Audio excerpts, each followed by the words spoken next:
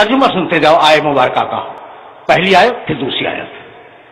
اقیم الصلاۃ لدلوک الشمس الی غسق اللیل، حبیب نماز قائم کرو سورج کے زوال سے رات کے اندھیرے تک۔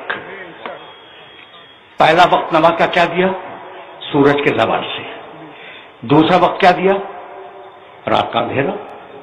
دو وقت ہو گئے۔ وقرآن الفجر، اور حبیب نماز قائم کرو صبح کے وقت، صبح کو قرآن پڑھو۔ ان قرآن الفجر کانا مشہودا، یقیناً صبح کی نماز گواہیوں والی نماز ہے۔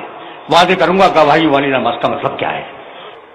ان قرآن الفجر کانا مشہودا ومن اللیل فتہجد بہ نافلۃ لک، اور حبیب ایک چیز تمہارے ساتھ مخصوص ہے، تم پر میں واجب کر رہا ہوں کہ تم رات کے اندھیرے میں قرآن کی تلاوت کیا کرو۔ یہ نماز شب ہے جو رسول پہ واجب تھی۔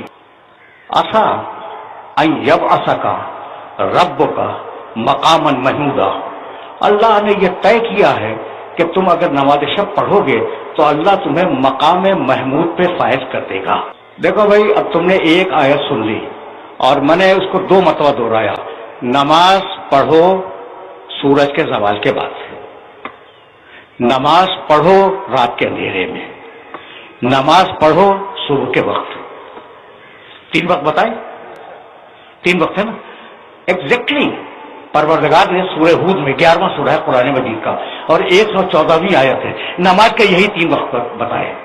وَأَقِمِ الصَّلَاةَ طَرَفَيِ النَّهَارِ وَزُلَفًا مِنَ اللَّيْلِ، نماز قائم کرو دن کے دونوں سروں پر۔ دن کا پہلا سرا طلوع آفتاب سے پہلے، دن کا دوسرا سرا زوال آفتاب کے بعد۔ اچھا بھائی، تو نماز قائم کرو، سورہ ہود 11واں سورہ، آیت کا نشان 114۔ کچھ ہوم ورک کر لیا کرو، میرے یہ حوالے جا کے دیکھنا۔ زلفا من اللیل، رات کے اندھیرے میں، دن کے دونوں سروں پر، طلوع آفتاب سے قبل اور زوال آفتاب کے بعد، اور رات کے اندھیرے میں، ابتدائی وقت میں۔ تو وقت کتنے ہیں بھائی؟ تین۔ اچھا، کسی کو اعتراض تو نہیں ہوگا؟ نہیں ہوگا بھائی، میں نے دو آیتیں پڑھی ہیں اور دونوں آیتوں میں وقت کتنے؟ تین۔ نمازیں کتنی؟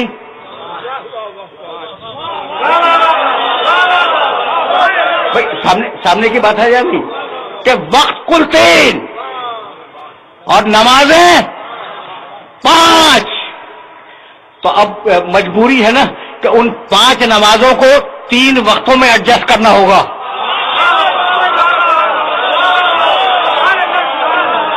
تو اب دنیا ہم سے پوچھتی ہے کہ ملا کے کیوں پڑھتے ہو، قرآن ان سے پوچھتا ہے کہ الگ الگ کیوں پڑھتے ہو۔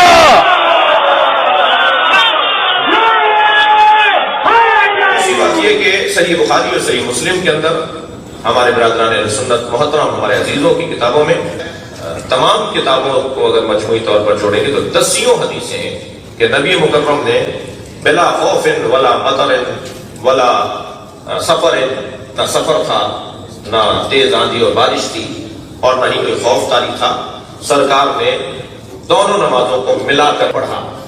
پوچھنے والے نے پوچھا کہ یا رسول اللہ، آپ تو گھر میں تھے، ابھی تو کوئی ایسا ماحول بھی نہیں تھا، آپ نے ابھی ظہر پڑھی اور اس کے فوراً بعد آپ نے عصر پڑھ دی۔